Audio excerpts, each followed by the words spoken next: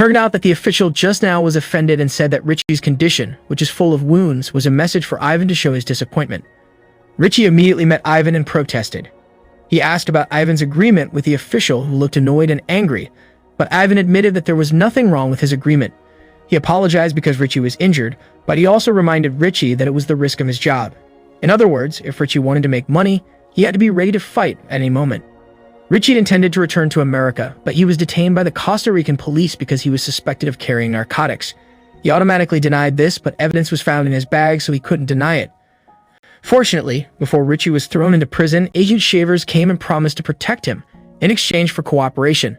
He demanded information about Ivan if Richie wanted to be protected by the FBI. After that, Richie returned to his apartment. Cronin then told him that he found a new secret on Ivan's gambling site. It turned out that Ivan used his customers' accounts to launder his money. He had access to put in and take out money from the accounts so the profits made were undetected, and the authorities wouldn't sniff around his business. Unfortunately, before Cronin could explain further, Richie was called by Ivan. Upon meeting, Ivan told him that he had found Richie's father gambling at a casino using counterfeit banknotes and was now a fugitive with a debt totaling more than $187,000. He then used this information to threaten Richie. He said that he had paid off all of Richie's father's debts in exchange for Richie's loyalty. After that, Richie met his father, who was also in Costa Rica with the facilities that Ivan had given to him. He was annoyed with his father, who could easily be tricked by Ivan, but apparently this was his father's way of preventing him from getting into trouble. He just wanted Richie to go back to college and leave the world of gambling because he didn't want his son to grow up like him, becoming a gambler, causing a lot of problems. Finally, Richie had a plan. While still doing the task of delivering bribe money to several local officials and police, he secretly took a small amount of the money for himself. After that, Richie contacted his friends again and said that he had found the data he needed to trap Ivan. Unfortunately, Ivan called him, so the call was disconnected. In the evening, Richie went home only to find Cronin no longer there. Not long after, Rebecca came and informed him that Ivan was planning to leave. He had vacated his office and was ready to leave everything behind. But this business needed a scapegoat to hand over to the police, and that person was Richie, so Richie made another plan to catch Ivan and hoped that Rebecca could help him. The next day, as usual, Richie did his job bribing lots of people until suddenly, a car chased him.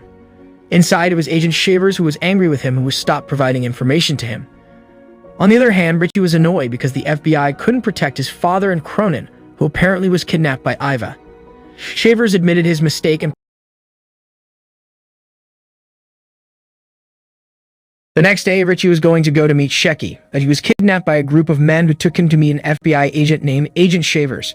Shavers told him that he was targeting Ivan Block, but unfortunately, Costa Rica was outside of the FBI's authority, so he couldn't arrest him. So now Shavers met Richie's help to arrest his own boss because, in fact, Ivan Block had committed many legal violations such as bribes and misuse of customer data.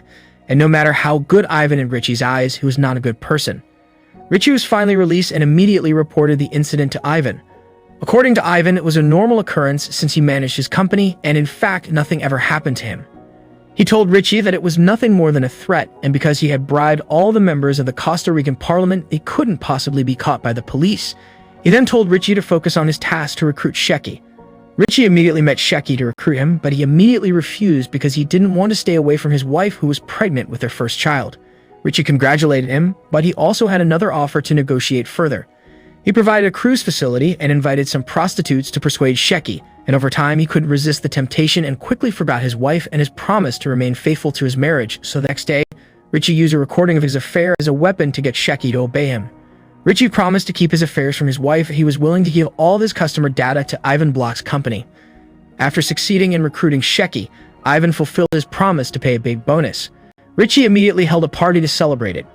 It turned out that Rebecca also came to Richie's party. They then spent time together and finally admitted that they both liked each other.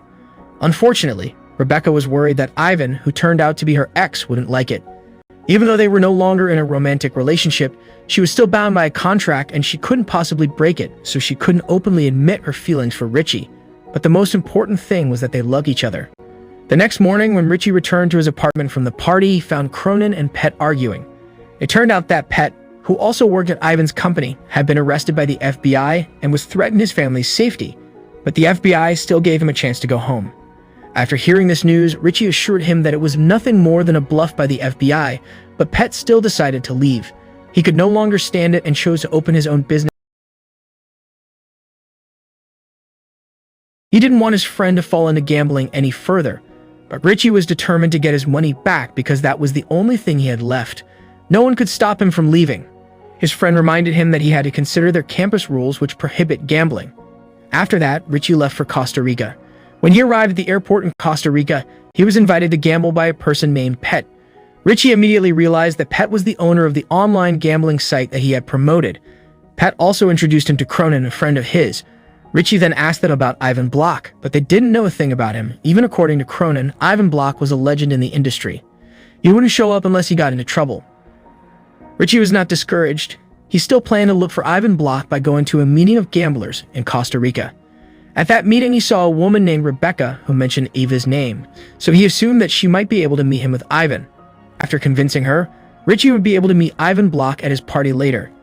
At the party, Richie couldn't fully enjoy it. He instead looked for CCTV to attract Ivan's attention and said that he had found a problem on his site. Thanks to his courage, Ivan's bodyguard immediately met him and showed him the way to meet Ivan. Finally, Richie managed to find Ivan Block.